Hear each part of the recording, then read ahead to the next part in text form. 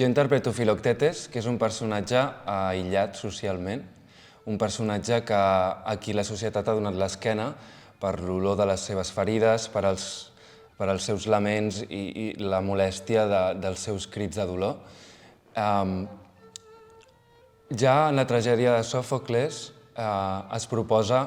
un heroi novedós, un heroi que neix sent un heroi i que les seves accions són d'heroi, però molt més humanitzat. Per primera vegada, Sòfocles és tremendament modern perquè, malgrat que les seves accions siguin heroiques, els seus laments són molt humans. El Moreno volia un personatge, un Filoctetes que es mou com un mort entre els vius, com un nen que es tambaleja per l'escenari, que no té forces ni per caminar, que pateix greus atacs de dolor, que el deixen tombat al terra,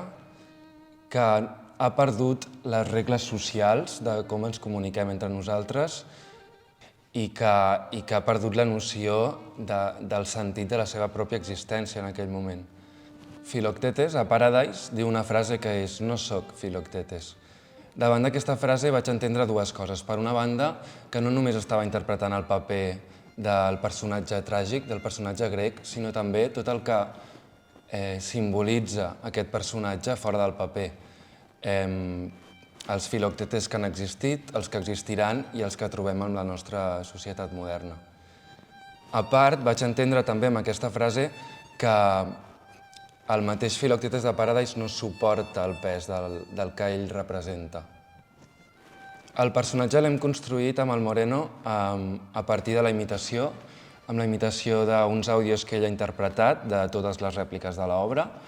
però també en la imitació en l'assaig mateix. Ell es posava en escena, feia les accions físiques i nosaltres l'observàvem des de fora, veiem el cos del personatge, el que proposava, i la nostra feina era reproduir la seva forma.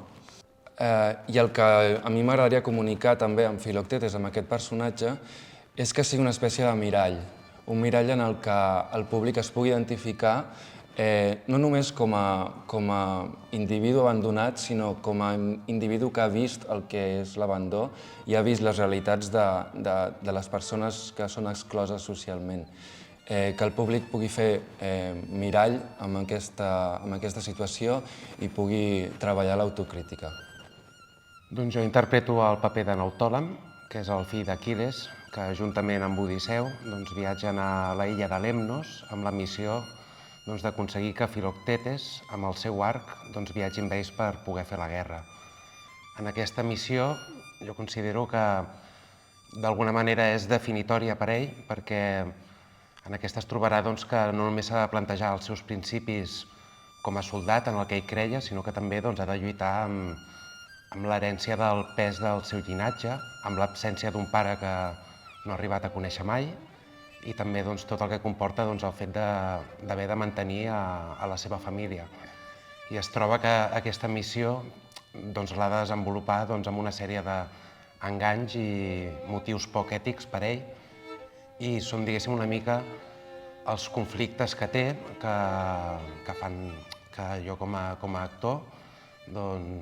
entrar en aquesta confrontació de principis tan morals com de l'aventura com ha de succeir. I tot això passa dintre de l'obra de Kate Tempest, com l'ha composat el Moreno. Jo aquesta és la quarta obra que realitzo amb ell i considero que cada vegada, cada pas d'obres, veig que el sistema amb el qual es dissenya tot cada cop és més ambiciós també, la manera de fer-ho, perquè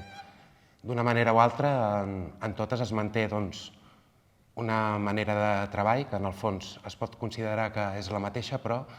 la forma és diferent. I per mi un dels reptes més grans que trobo dintre d'aquesta obra és la composició que el Moreno ha creat,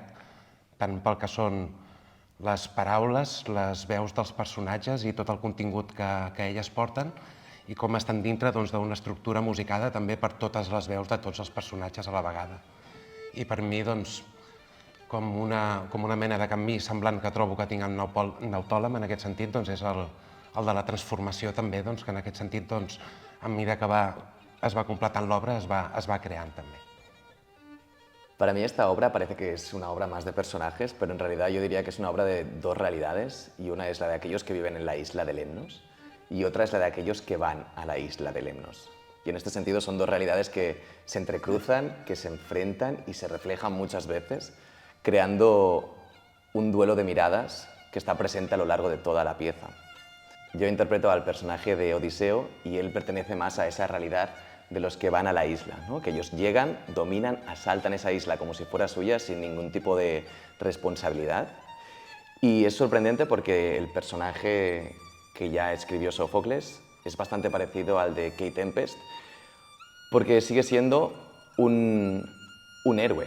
un guerrero, un estratega, que así es también como lo ve Moreno Bernardi, ¿no? Hay algo de este personaje que está muy acorde con lo que era en la Grecia antigua y sigue estando vigente. Es ese personaje tirano, malvado,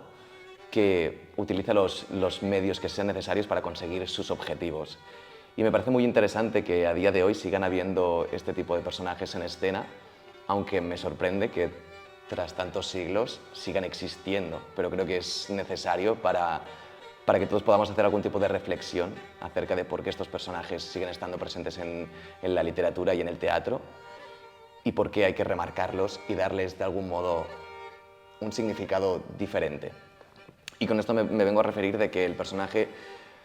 hemos trabajado en él durante varios meses y eso creo que es interesante porque el trabajo con Moreno consiste en generar diferentes capas, intenciones, pieles y creo que precisamente es lo que hemos estado haciendo para no darle solo este tono de un personaje de ultraderecha dictatorial y solo con una mentalidad muy básica. Lo que hemos intentado también es darle otras pieles para generar un personaje que también tiene humanidad y es vulnerable en el momento en que la situación le lleva a ese extremo. Para mí realmente es un reto interpretar este tipo de personajes porque entrar en una mente como la de Odiseo, de alguien con estos ideales y estos discursos políticos tan de extrema derecha, es bastante alejado a lo que vendría siendo yo, pero justo el trabajo construido hasta ahora es muy interesante porque el hecho de trabajar por capas diferentes, por niveles y por indicaciones muy diferentes, me ha ayudado por un lado, por ejemplo, el trabajo con toda la capa musical. Es muy interesante para encontrar la voz del personaje y ver en las distintas escenas cómo él interactúa con los personajes en función de si es una voz más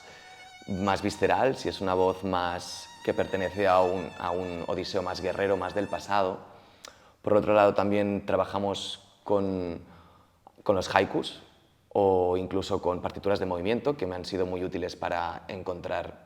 esa estoicidad y esa fuerza que necesita el personaje para estar en escena, incluso esa vulnerabilidad para entender aquello que dice cuando lo dice. Y finalmente también hemos trabajado la palabra, escuchando los audios, que habíamos grabado unos audios de Moreno y hemos tenido que reproducir,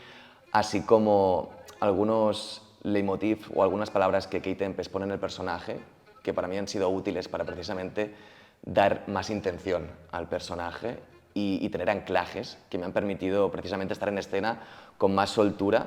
y a la vez con más seguridad.